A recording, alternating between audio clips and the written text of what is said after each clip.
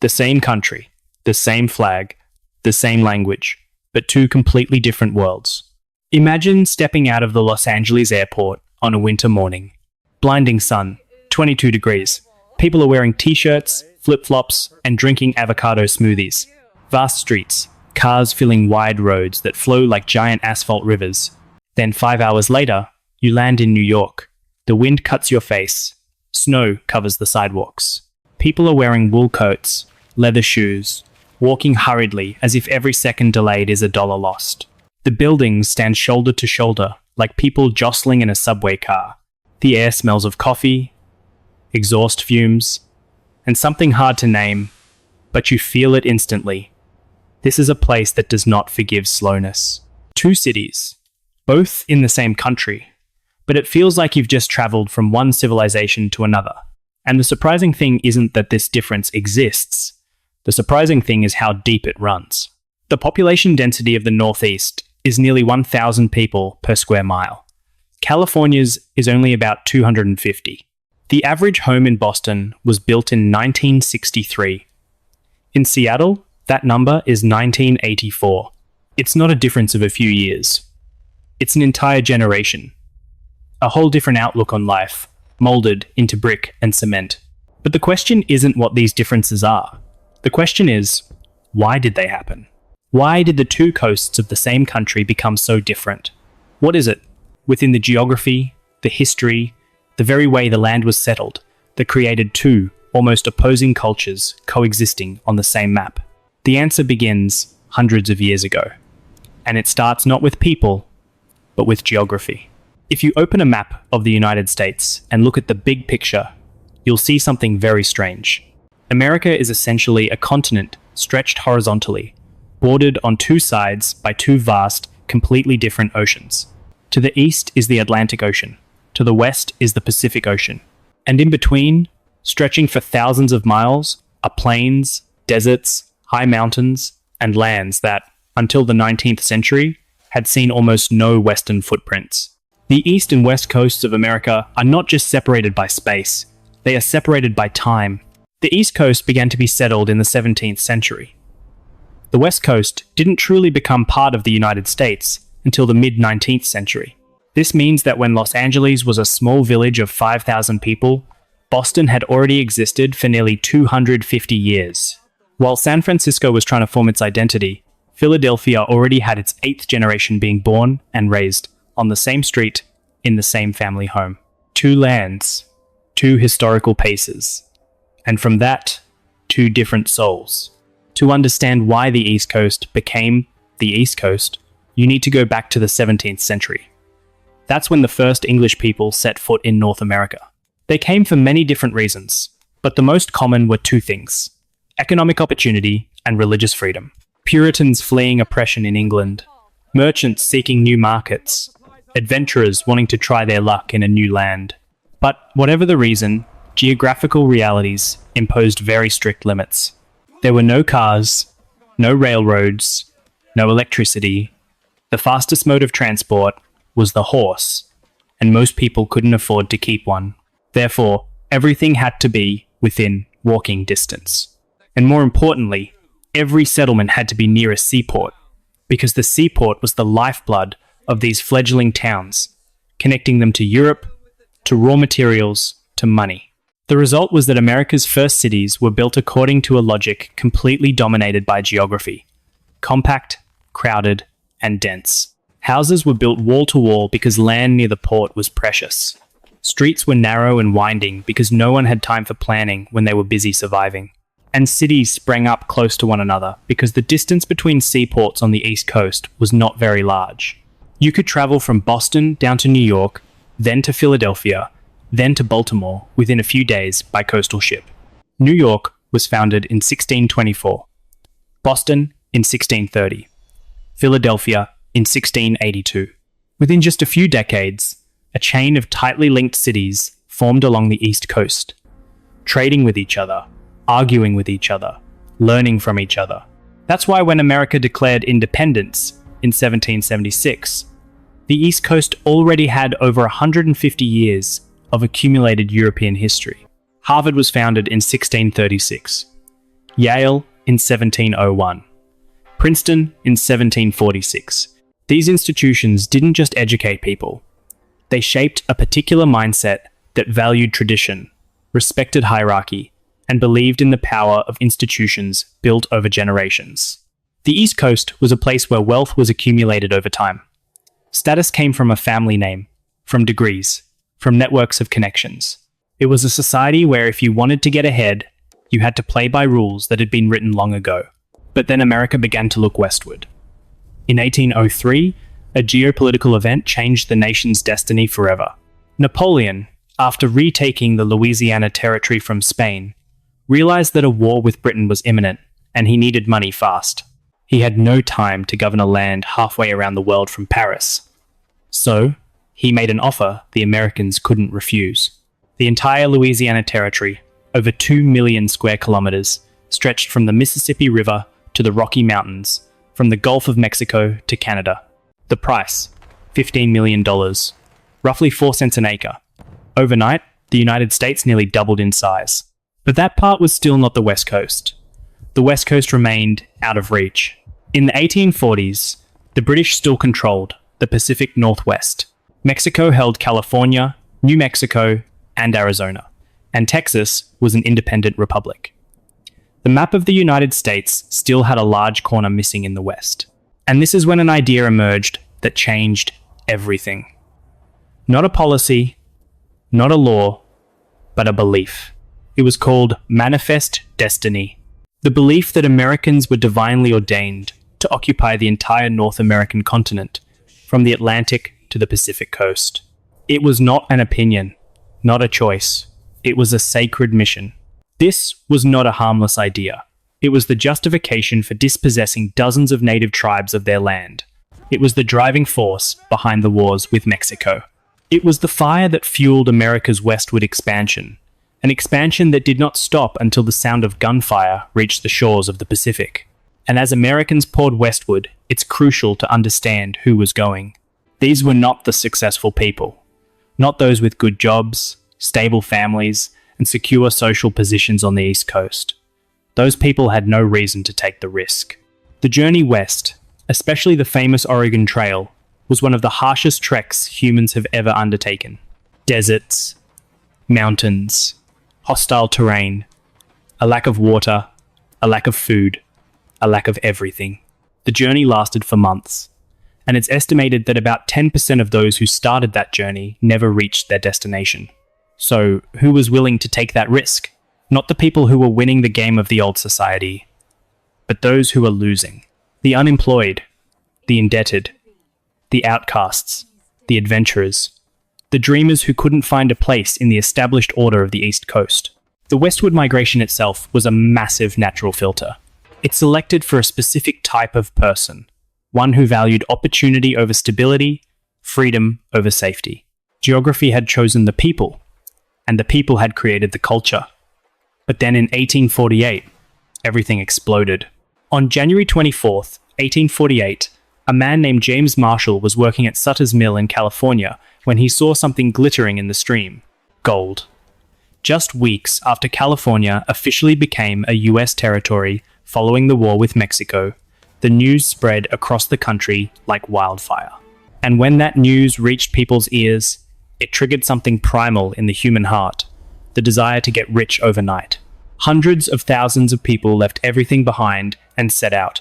They were called the 49ers, the people of 1849. Farmers abandoned their fields. Craftsmen left their workshops. Even people with families, homes, and stable lives gambled everything on a geographical bet. This was the largest and fastest migration wave in American history up to that point. And they didn't come from just one place. They came from all over the world. Mexicans came up from the south. The Chinese crossed the Pacific. The British, Australians, Chileans. California, in just a few years, became the most multicultural society on the planet. A living experiment in how completely different people could find a way to coexist. San Francisco in 1848 had about 800 people. By 1850, that number exceeded 25,000. It was one of the most rapid urban population booms in modern world history.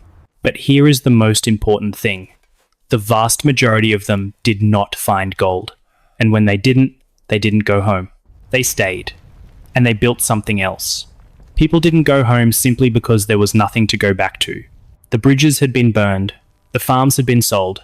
Pride wouldn't allow them to return empty-handed. So, those who didn't find gold in California did what humans always do when there are no other options. They adapted. They opened taverns. They became merchants. They provided services.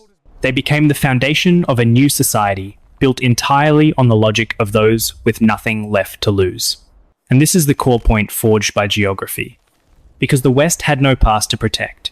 It had no need to follow the rules of the past. While the East Coast built institutions, the West Coast built opportunities. While the East Coast accumulated traditions, the West Coast burned its bridges and charged forward. While the East Coast asks where you're from, the West Coast asks what you can do. The government understood this and pushed it further. The Homestead Act of 1862 granted 160 acres of free land to any American willing to move west, live on it for 5 years, and cultivate it. Essentially, the government was paying people to take the biggest geographical gamble in American history. And as people flocked westward under that policy, the urban form of Western cities began to take shape based on a completely different principle than the East Coast. Recall why East Coast cities are so cramped and dense. Because they were built in an era when mobility was a privilege of the wealthy, and everything had to be within walking distance of the port. But West Coast cities were built much later. And when they began to truly grow from the late 19th century, technology had changed. The electric streetcar appeared in Los Angeles in 1887. A decade later, the Los Angeles Pacific Railroad electric rail system stretched 370 kilometers, connecting the downtown area to Santa Monica and the South Bay. Then the Pacific Electric Railway, which people called the Red Car, connected Los Angeles with all the surrounding cities, from Orange County to San Bernardino. By the 1920s, this was the largest electric railway system in the world. What did that mean? It meant that West Coast cities didn't need to be dense to function. People could live in the suburbs and still get to work. And when the automobile became common in the 1920s and 1930s, the horizontal expansion became limitless. Los Angeles didn't grow upwards like New York. It grew outwards. Ever outwards, wider, horizontally. Until it became a sprawling metropolis with no clear center. A labyrinth of interconnected freeways where driving 40 minutes just to get to a coffee shop is completely normal. And now, you understand why New Yorkers walk and Angelinos drive. It's not a personal preference. It's geography and history embedded in urban infrastructure decades ago, and that infrastructure now reshapes the daily behavior of millions of people, none of whom realize it's happening. But geography and infrastructure are just the tip of the iceberg. The submerged part, the truly important part, is the different flows of people that created two completely distinct cultures. The East Coast was shaped by Europeans, millions of Irish fleeing the famine, Jews escaping the pogroms in Eastern Europe, Italians, Poles, Russians. They poured in through Ellis Island in New York, bringing with them memories of crowded European neighborhoods and recreating them on American soil. Little Italy, the Jewish Quarter, the Polish neighborhood. Insular communities with long histories, bound by language, religion, and a shared memory of suffering. That's the origin of the East Coast's characteristic sense of community, that we're all in this together spirit, that New Yorkers often mix with bluntness and grit. The West Coast received a completely different stream of immigration. Mexicans and Central Americans coming up from the South, Chinese who crossed the Pacific to build the railroads, Japanese, Filipinos, Koreans. Then came waves of Vietnamese, Thais, Indians. San Francisco's Chinatown is the oldest Chinatown in North America. Two of the three cities with the largest Asian American communities, San Francisco and Los Angeles, are on the West Coast. This created a society shaped not by European traditions, but by the convergence of dozens of cultures that had nothing in common except that they were not white Anglo-Saxons. And when those cultures had to coexist on a frontier that still lacked clear rules, the only thing that could hold them together was a live and let live attitude. No judgment, no imposition, live and let live. That's the origin of what people call the West Coast vibe. It's not accidental. It's not because of the warm climate. It's because geography selected specific people and placed them in a specific situation, and the result is a type of culture that could not have been created any other way. Then comes the economy. This is perhaps the point that creates the most distinct difference between the two coasts in the modern era. The East Coast was built on a traditional economy. Finance, banking, insurance, law, healthcare. Wall Street is the name not just of a street, but of a global system of financial power that has existed for over 2 centuries. It's an economy of accumulation, where wealth is protected, multiplied through generations, and power belongs to those who understand the long-established rules of the game. The West Coast, in contrast, is an economy of disruption. First came the film industry, an industry that didn't exist before the 20th century. Hollywood didn't choose Los Angeles for any mystical reason. It chose Los Angeles for the natural light, the cheap land, and because it was far enough away to escape Edison's film patents that controlled the industry on the East Coast. Geography, once again, was the root cause. And Hollywood didn't just create movies. It created a work culture, an industry that works by project, not by rigid hierarchy, where young talent is valued over deep experience, where attire is a language, not a uniform, where ideas are more important than titles. Then from Hollywood, that current flowed straight into Silicon Valley. The film industry's spirit of daring to do, daring to fail, and daring to try again became the DNA of the tech industry. Apple, Google, Meta, Netflix. These are not companies that emerged from a vacuum. They arose from a land that had been prepared for over a century by people who believed that tomorrow could be different from today. That creates a difference in workplace culture that anyone who has worked on both coasts immediately recognizes. In New York, you wear a suit to an interview. In San Francisco, you can wear a hoodie. In New York, being late is disrespectful. In Los Angeles, being on time is sometimes strange. On the East Coast, seriousness is a sign of professionalism. On the West Coast, casualness is a sign of confidence. Those small differences, multiplied through millions of interactions every day, create 2 completely different social atmospheres. And the weather. Never underestimate the weather. The East Coast lies in the convergence zone between warm, moist air from the Gulf of Mexico and cold air from Canada. The result is 4 truly distinct seasons, sometimes to the point of being harsh. A New York winter can drop below -15 degrees. Summers can be swelteringly hot, reaching 35 degrees with high humidity.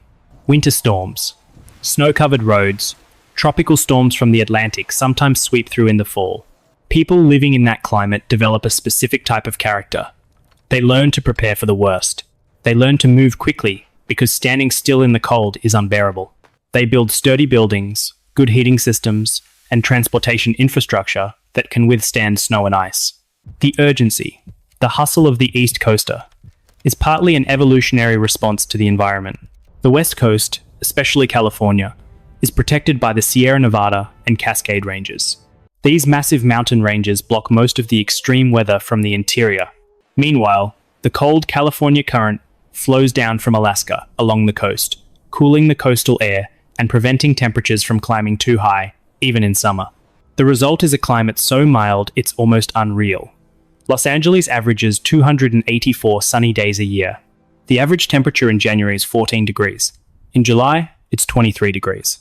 When you live in weather like that, the urgency of East Coast life disappears. There's no need to rush into a building to escape the cold. There's no need to race against nature. You can sit outside for a coffee in December. You can go to the beach in February. That leisurely pace isn't laziness. It's the logic of life adapting to geography. They say the East Coast is abrasive but honest, while the West Coast is friendly but superficial. It's a more nuanced comparison than it sounds. East Coasters learned directness from centuries of living in dense communities where there was no room for ambiguity. When you and your neighbors have shared a thin wall in a New York apartment building for generations, you learn to say what you mean. West Coasters learn to be agreeable from centuries of living alongside complete strangers with different languages and cultures. On the new frontier, hostility was costly and dangerous. A smile was a survival tool. But there's something seldom mentioned. A little secret about America that Americans themselves rarely realize. The 2 coasts, as different as they are, depend on each other in such a way that if one were to fall, the other could not stand. Wall Street manages the capital that fuels Silicon Valley. Silicon Valley creates the digital platforms that Wall Street uses to operate. Hollywood tells the stories that shape global perceptions of America, and that perception enhances Washington's negotiating power at the diplomatic table. Harvard and MIT educate the people who go on to found companies in San Francisco. Google and Apple hire East Coast Ivy League graduates to work in California. The two coasts are not two countries. They are the two poles of a giant magnet. And it is the difference between them, not the similarity, that creates the magnetic pull. Today, America remains a never-ending debate between two philosophies of life shaped by two completely different geographical circumstances. On one side, tradition, institutions, and the weight of history. On the other, innovation, flexibility, and the willingness to start over.